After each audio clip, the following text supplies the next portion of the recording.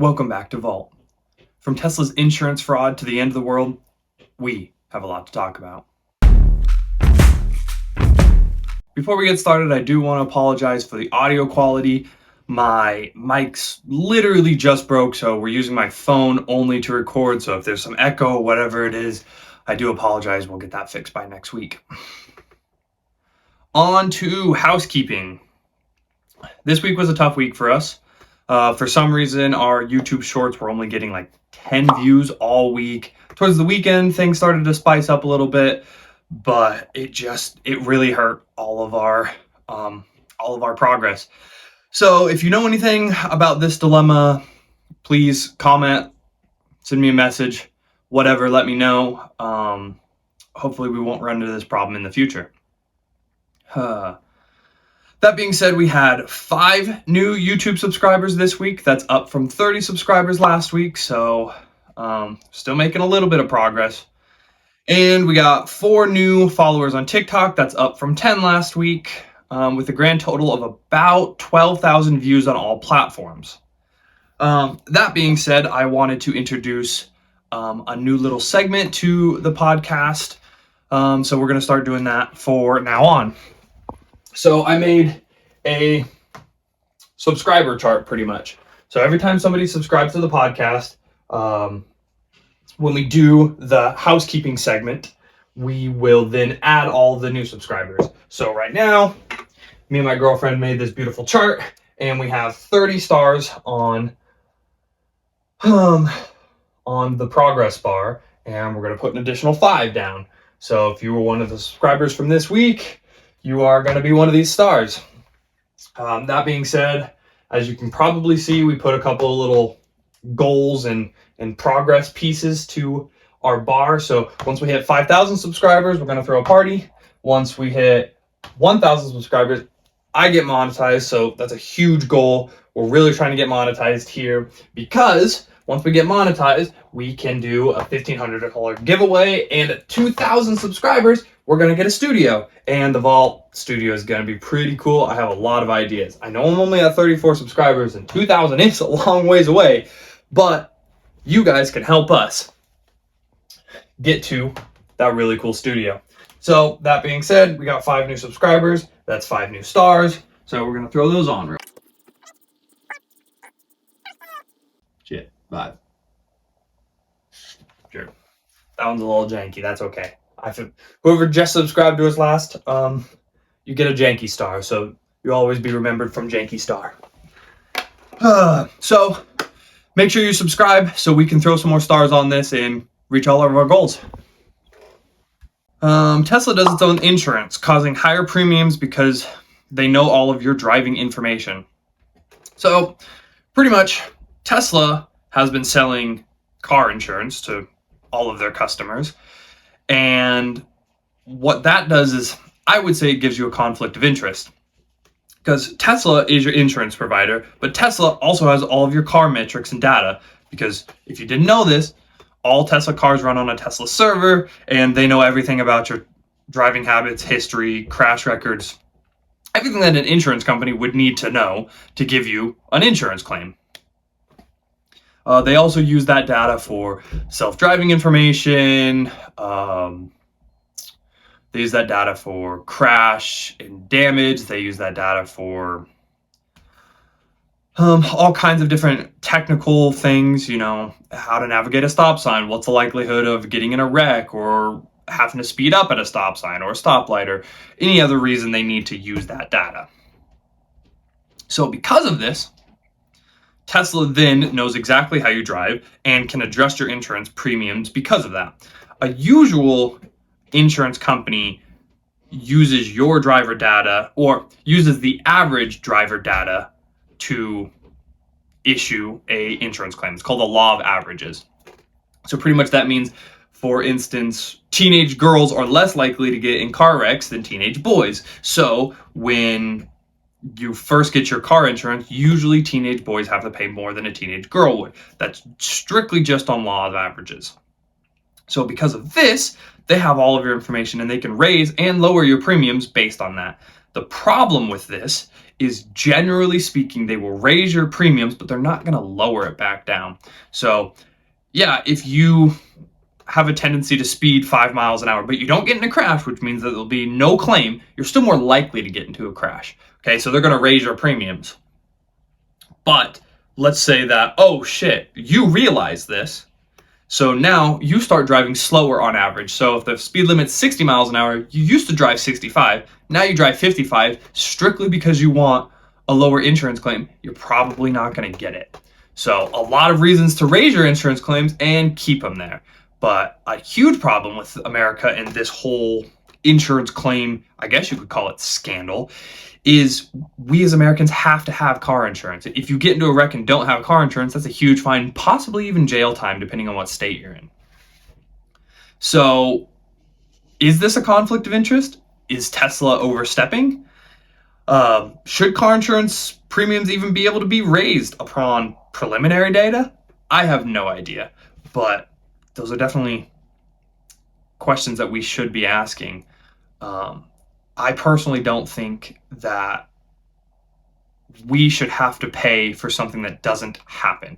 Just because you speed, you're not necessarily as likely to get in a crash as everybody else who's speeding.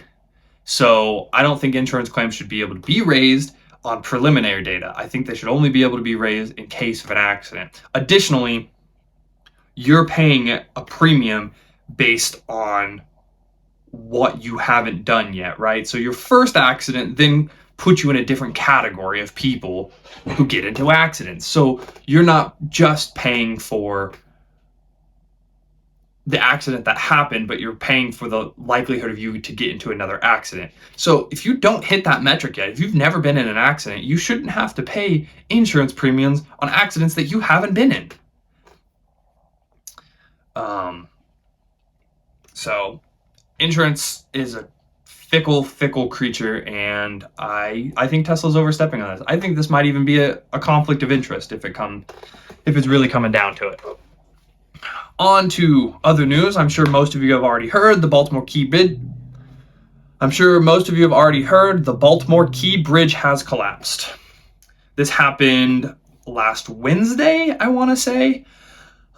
Huge news. Almost everybody searched it. Everybody kind of knows about it, but we'll break it down here just for you guys. So, a cargo ship rammed into the Baltimore Key Bridge, causing a column to crack and the whole bridge to collapse, killing about 6 construction workers. Now, there was a couple of injuries and there was a couple people that got saved in the water, but I think the death toll is about 6. That being said, is losing 6 construction workers a tragedy? Yes. Did we lose a bunch of civilians on a bridge collapse? No. So at least silver linings. The captain of the cargo ship issued a mayday call saying the ship has lost power shortly before hitting the bridge column at about 9 miles an hour. Now, I know that doesn't sound fast, but cargo ships are really, really heavy. Concrete columns are made for compressive force. They're not made for any lateral engagement. So it's actually really easy to take out a bridge column from underneath. That being said, on the conspiratorial side of things, some people have suggested that this could have been on purpose. I don't know much about that. Obviously, that's not getting reported.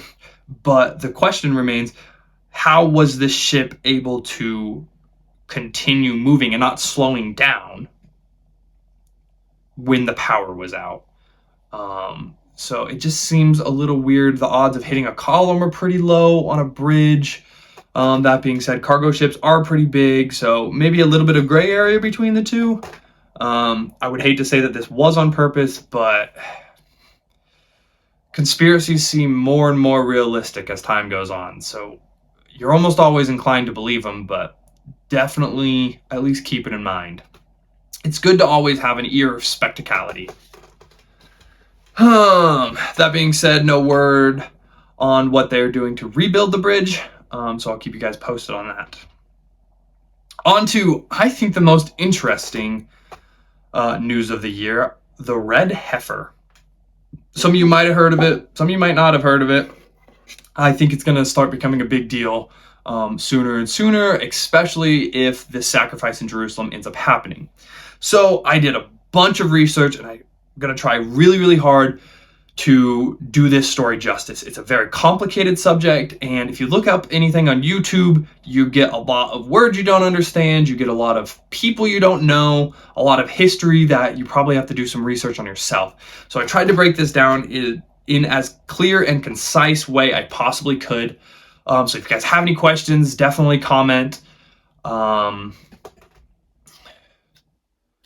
let's try and get right into it. So, what is the red heifer? Red heifer comes from the book of Numbers, where it is specified what constitute a perfect heifer and how it is used in a purification ritual.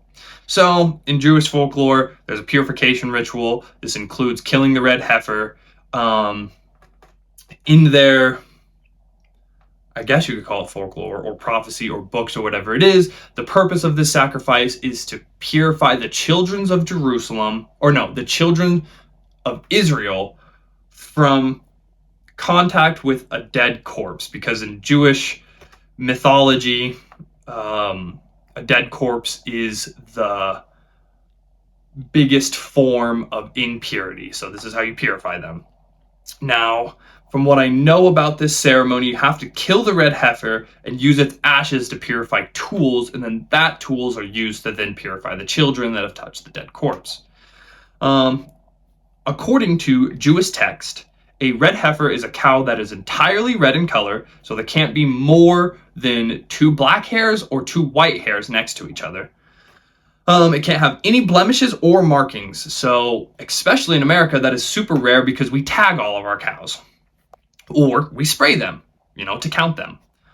And has never been used for work. Another extreme rarity when it comes to cows, because cows are used to work throughout all of history and still even to this day. So when it comes to like cattle ranching, yes, we use a lot of these cows for meat, which is a great use for cows, but they can't even be hit or struck or kicked or any of that. They have to be extremely pure. On top of all of that, they have to be younger than 3 years old.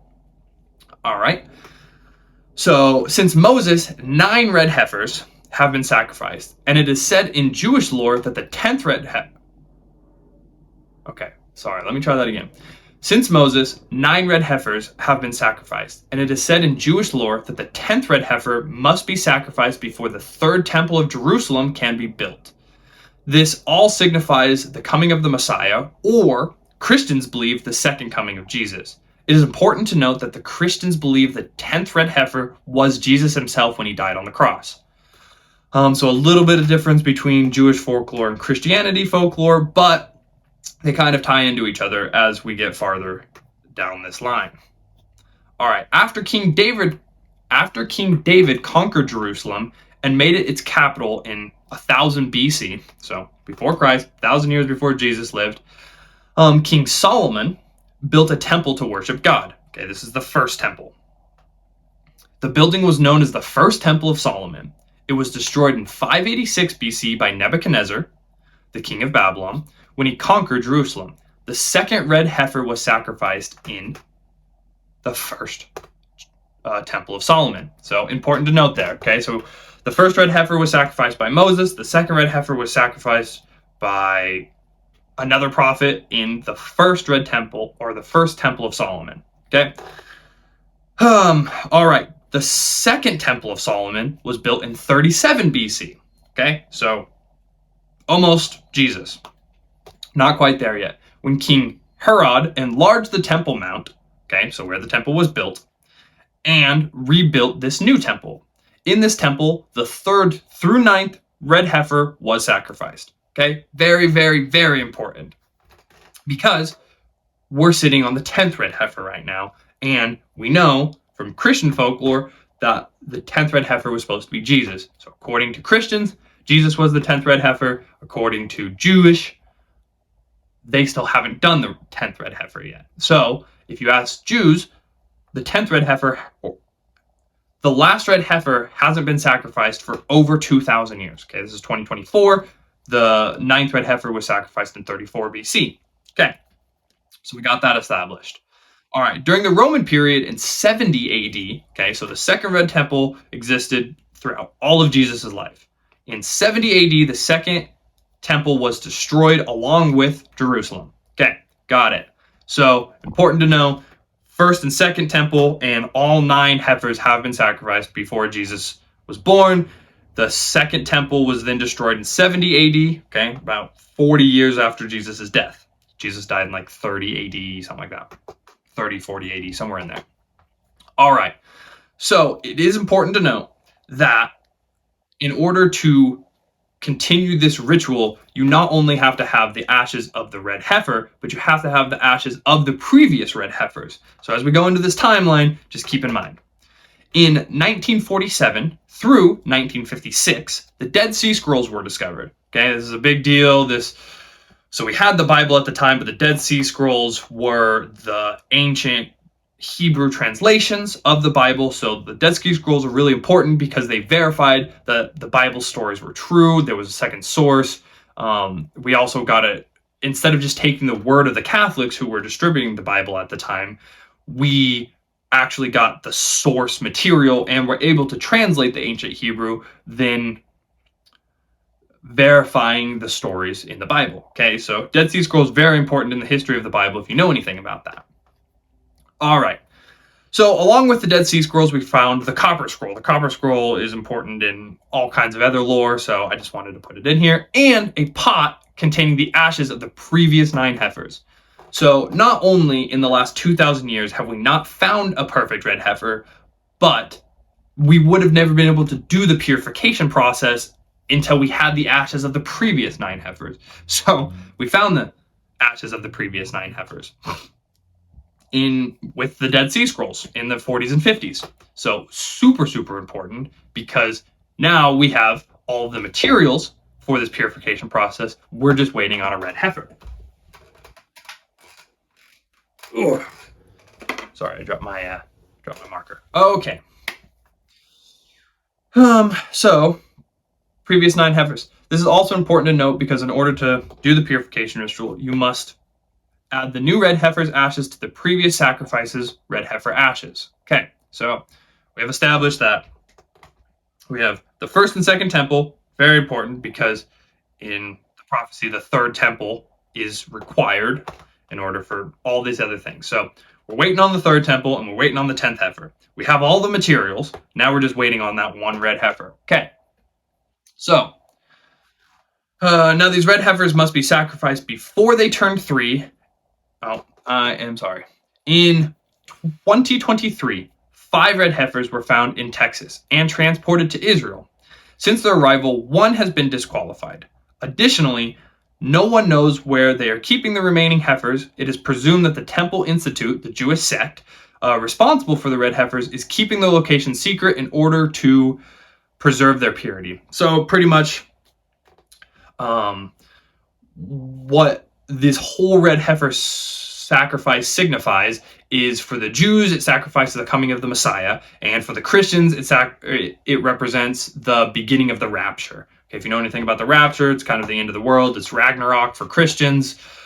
A lot of people will be ascended and purified, and it's a whole 7-year process.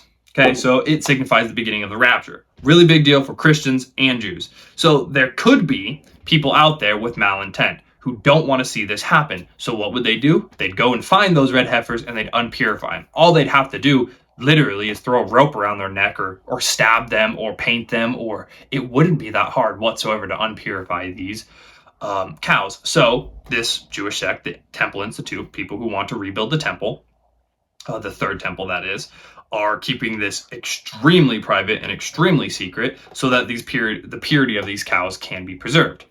All right. Now, these red heifers must be sacrificed before they turn 3, and it is rumored that they will turn 3 in June, making many people speculate that this sacrifice will happen sometime over Passover. Okay, so this is very important because Passover is extremely important for the Jews. This sacrifice is extremely important for the Jews. Also, there's been some images circulating around online of the Jewish Temple Institute building a sacrifice mound.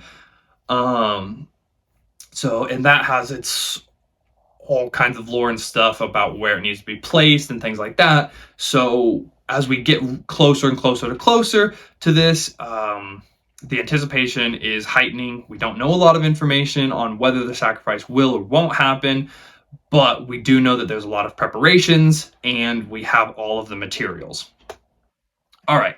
It is good to note that the rabbi overseeing the sacrifice has reported he is waiting for a sign from God to start the ceremony. So that is really important because he hasn't got the necessary information from the heavens, or at least what he thinks are the heavens, to sacrifice this cow. All right. Many believe the sacrifice of the red heifer will signify the beginning of the rapture, and many Jews believe that the red heifer is sacrificed. Many Jews believe after the red heifer is sacrificed, this means they must build the third temple of Jerusalem, which would need to be built on the same grounds as the previous two temples, meaning in order to build on this land, the Dome on the Rocks, which is a Muslim temple, must first come down. So if you're following anything with the Israel-Palestine conflict, this is really scary because if Jews take down the most sacred temple for Muslims, then that could cause all-out war and conflict, which also is something that was prophesied in the rapture, which makes it that much more scary. That being said, this temple in Christianity is said to be where the Antichrist pronounces himself God and where Jesus will descend from heaven and to be recognized by the Jews as the Messiah.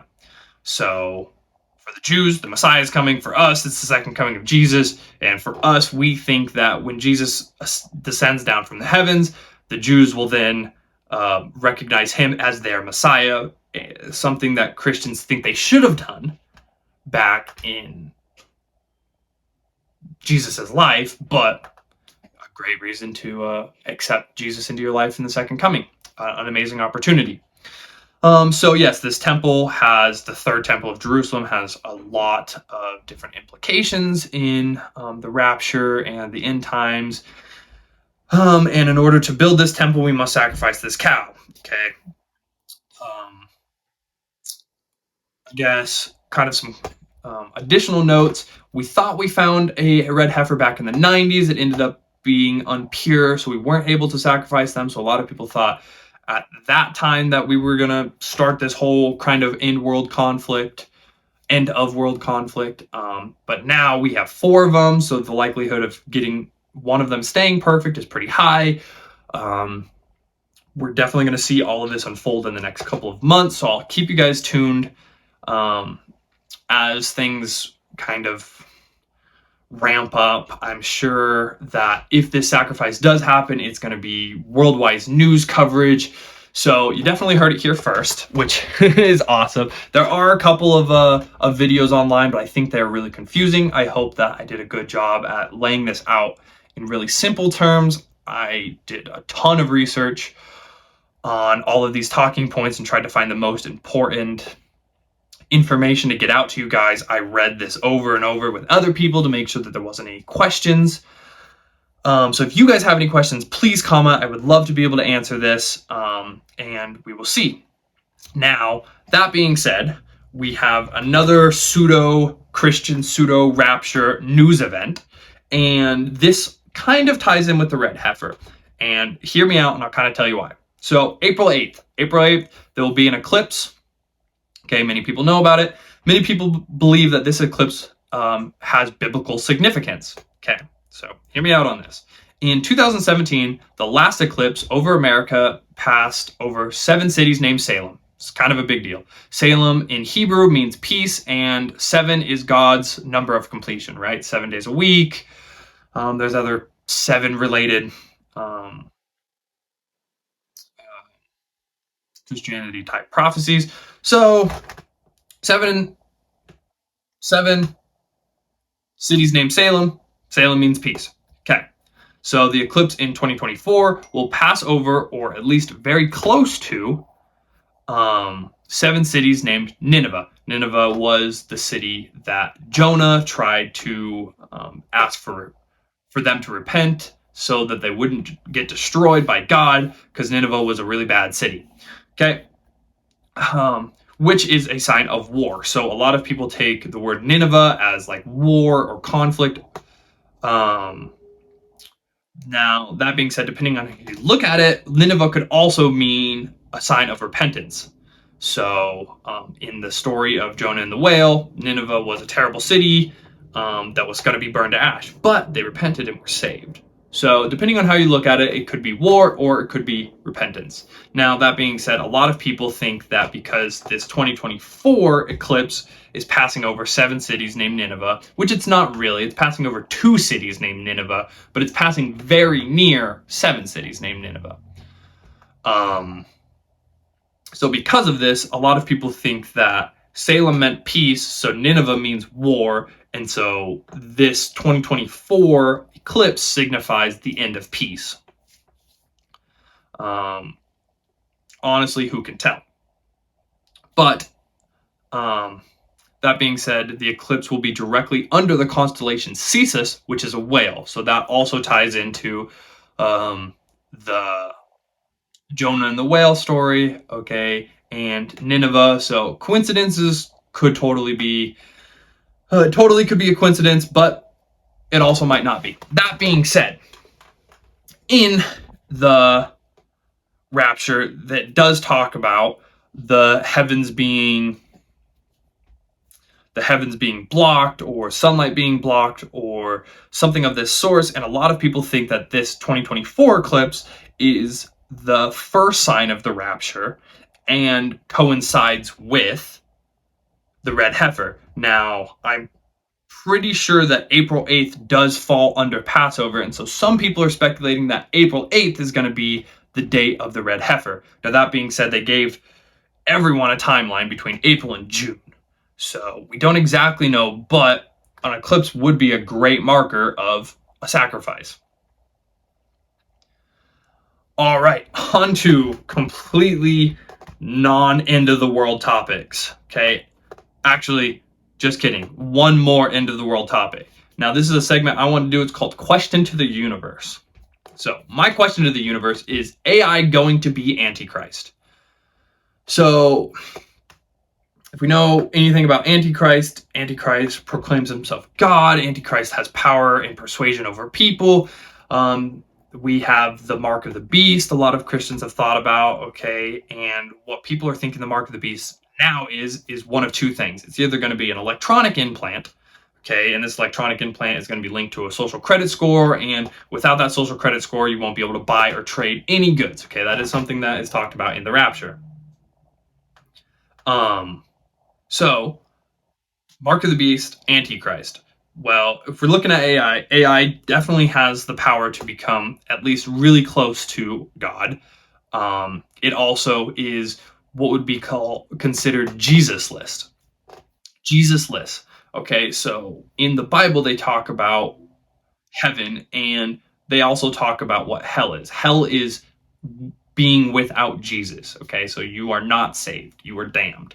Okay, well, AI, let's just say AI allows us to be immortal, well, then we'll never be able to reach the sanctity of heaven. We'll never be able to ascend from this plane. We'll be stuck on earth forever. So, in essence, we will be without Jesus. So, if you're a follower of Antichrist, you are without Jesus, which possibly is AI. They also talk about how men won't be able to die for 6 months.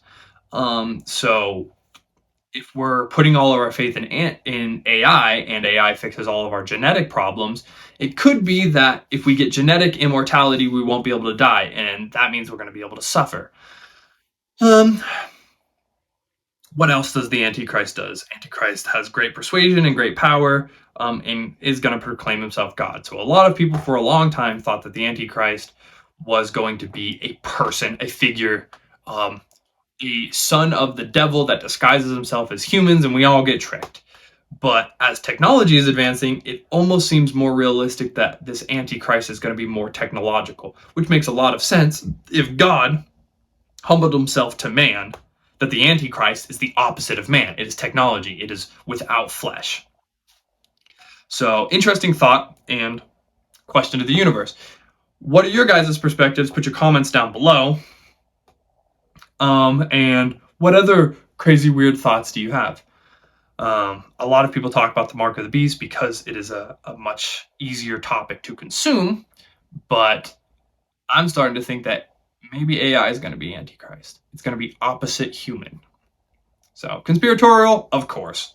Um, Fun, interesting thought, yes. Biblical, also yes. It's been a very biblical episode this episode, so that's all right, and we're going to keep on going. So, I wanted to tell you guys a little story. So I was going to work one day, and in the median of a pretty busy sect of the city, there was this almost regular looking dude. He had a little belly and he was bald. And he's just wearing this black shirt, jeans, and boots. Super regular looking guy. I'm going to turn that off real quick.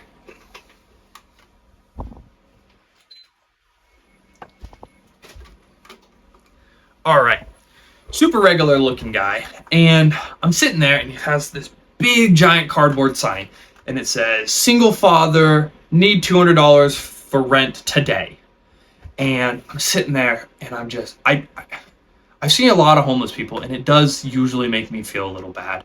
I mean, as most of you guys know, I am pretty broke, so I don't usually give homeless people money.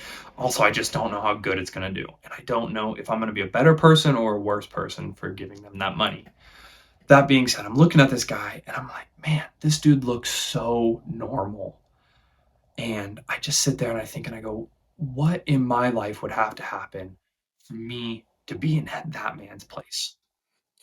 Just sitting there and I'm thinking, and honestly, I feel terrible. And I even told my girlfriend about it, and it just made me feel gross because he felt so normal to me.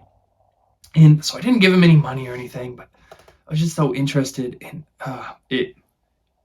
I really do think it hurt my soul a little bit. So I felt guilty for almost not giving him money. He seemed like he needed it. He didn't seem like just some homeless person.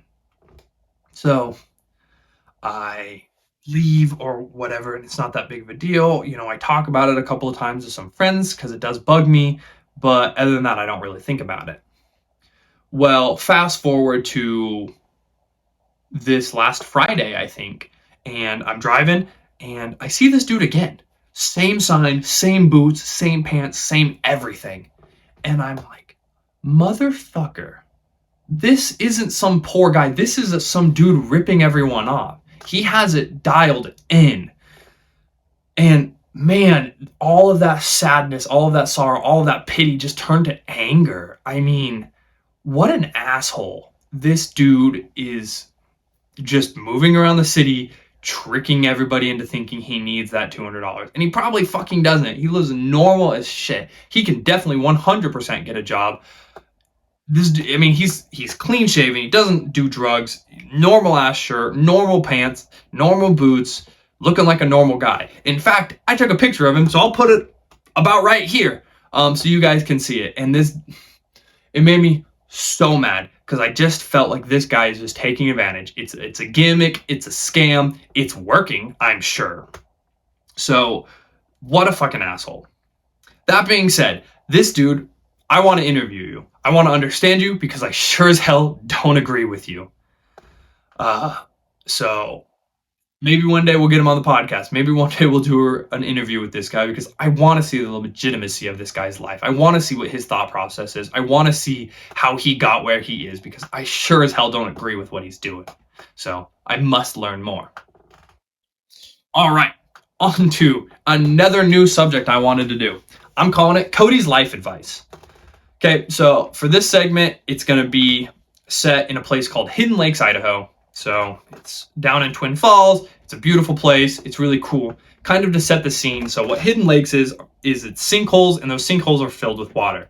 Okay, now at Hidden Lakes, there are cliffs that you can jump off of into the water. All perfectly normal. The only difference with this cliff structure that other places don't have is these cliffs are set back from each other. So the lowest one is actually a walkway, and it's about 3 feet off the water. Okay, and then the second one is above that walkway, but it's set back from it. That's about 10, 15 feet. And then there's another one that's on some rocks even farther back. That's about 20 feet. So For this one, you can just jump off into the water. For this one, you kind of got to leap over this about 3-foot edge or so. Not a big deal to jump into the water. And then the very top one, you actually have to get a running start to jump into the water, but you can do it. I don't know, it's probably about a 10-foot gap. Most people can jump 10 foot with a running start and, some overhang.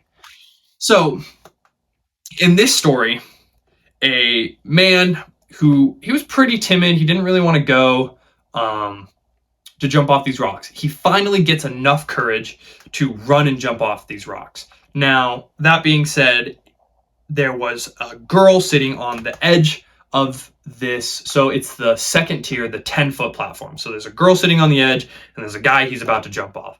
So he gets some courage and he goes to run to jump off. But last second, he decides to freak out and stop and stall. And he stops and stalls. And then at first, he grabs the girl, which, oh gosh, that's so scary. But he let her go and nothing happened to her. Thank God. Well, this guy ends up falling from that 10-foot ledge onto the 3-foot ledge and then bouncing from the 3-foot ledge into the water. And I don't know, I'm a senior in high school, so I'm still pretty young when I'm seeing all this. And this dude is crying bloody murder. He ends up having to get evac. People jumped into the water to save him and pulled him out and stuff. And I mean, you could just tell he was in so much pain. He was just yelling and screaming. And when he came out of the water, his hip was just bruised from about halfway up his torso, almost all the way to his knee. I'm assuming he probably broke his hip. I couldn't make a diagnosis, but man, considering the impact and considering all that bruising, he probably did. Now, horrific story, but what can we learn from it? Well, I think the biggest thing we can learn from it is when you commit to something, commit to it. Stay true. If you waver off course, you're going to fall and hit a ledge, okay? And you're going to injure yourself. So in life in general, when you are going to commit to something, follow through. Alrighty, on to my favorite part of the podcast, appreciation. Now, sadly, this week, we didn't have any positive comments. We had a couple of hearts. We had a couple of hundreds. I don't know if people would do like 100, but nobody's really said anything positive. Honestly, we didn't get much comments at all. So, guys, this truly is my favorite part of the podcast. Showing my appreciation to you guys, to me. Wow. Okay. Guys, this truly is my favorite part of the podcast. Being able to show my appreciation to you guys honestly does mean the world to me. So you guys got to comment so that I can shout you out here on the podcast. I love doing it. It's a great segment. I get a reel out of it. You get a shout out and it just bolsters positivity. I love doing it. So, make sure you guys comment so we can shout you guys out on the podcast. But no step back's gonna stop my positivity. So I'm going to talk about somebody that I appreciate with every fiber of my being, my girlfriend. So a little story about my girlfriend, or a little backstory of my girlfriend. We have been dating for 2 years, and she has stood by me every step of every way. I am somebody who tries a million things, never can make my mind up, always switching things, just really random, very passionate about everything that I do, but just never can stick to one thing. And she has always been supporting. She's helped guide me so much in staying consistent, in choosing a path and walking down that path. She's always said that I have amazing ideas, but I needed somebody to focus those ideas into a direction. So when starting this YouTube channel, she has been in the background of every single episode. She's not literally in the background of this episode, but she's with me when I'm building the script. She's with me when I'm doing the research. She's supporting me. Half the time she's setting up the camera so the framing is right. She helped me build this poster for you guys. She encourages me. She gets excited every time we have a follower. Not only just on the YouTube, but just in life in general. She's one of the most positive people I know. She's one of the most optimistic people I know. She's always so happy. She is this bright piece of sunshine in every room, in every environment, around every person, in every social group. She truly is one of the greatest people I know, and for whatever reason, she chose me to give her greatness to. And for that, I will forever appreciate her, and I want this to succeed so badly, in part so I can do something amazing for her. And so I need you guys' help to make this happen, to have this life, to build this freedom, and to provide content and information and value to you people, my followers. Even if I'm just staring at a phone, I know that at some point somebody else is going to be staring back at me. And your guys' help will not only make my life everything that I want it to be, but it'll make her life too. And for that, my girlfriend gets this appreciation segment. And you guys make sure that you comment positively and show your support so that I can shout you out on here. That being said, we are on to the quote part of the podcast. All right. So this one comes from some wise Asian dude. The man who blames others has a long way to go. Let's try that again. The man who blames others on his... Oh my gosh. All right. Third time is a charm. I can't read today. The man who blames others has a long way to go on his journey. The man who blames himself is halfway there. And the man who blames no one has already arrived. Some wise Asian dude. Alrighty, make sure you like, comment, and subscribe. And that's all, folks.